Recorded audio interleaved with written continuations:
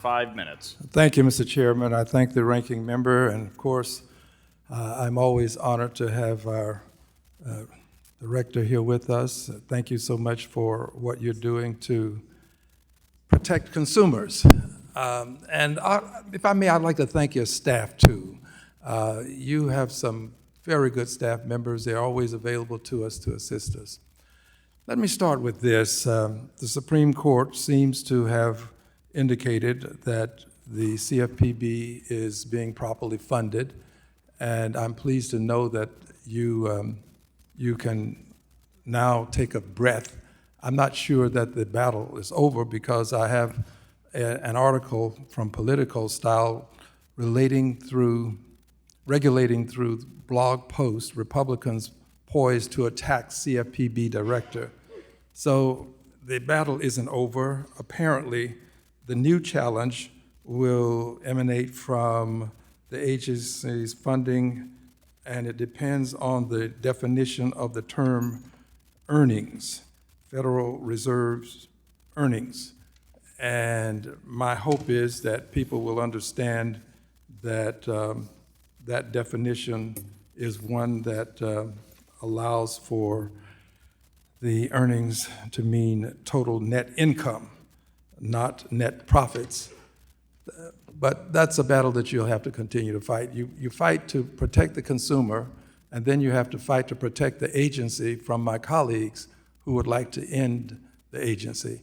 You have quite a battle on your hands. But let's talk about the absence of the CFPB and what veterans would have to contend with. Because currently you're serving 1.3 million active duty service members, 1.5 family members of active duty service members, 770,000 members of the National Guard, 980,000 National Guard and Reserve family members, and 18 million veterans. What is it that these persons, in the absence of a CFPB, would have to contend with? We know that there are people who target them, who would take advantage of them when it comes to lending practices. Tell us if you would. Well, one of my former colleagues, Holly Petraeus, used to describe some companies looking at service members as nothing more than a dollar sign in a uniform. We see in the data that they're much more likely to be targeted for identity theft, including their money and their data. We enforce the Military Lending Act. Since I've taken office, we've brought in a number of enforcement actions to vindicate those service members' rights. When it comes to veterans, many of them are subject to frauds and scams. We have a dedicated Office of Service Member Affairs that focuses on military-connected families, and we're very proud of that work, and it would be a mistake to simply shut that work down. Permit me to ask this. In the efforts to shut down the CFPB, have you seen or have you had presented to you any proposal as to what would replace it? Any legislation been presented to you in terms of a proposal to replace the CFPB? I'm not. I've heard about just elimination and defunding. Elimination and defund.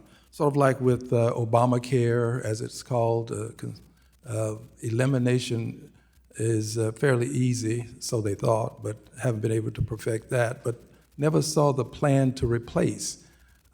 Would you think that before we decide that we're going to eliminate this agency that's protecting these millions of veterans and their family members, that we'd have something that we would offer as a replacement?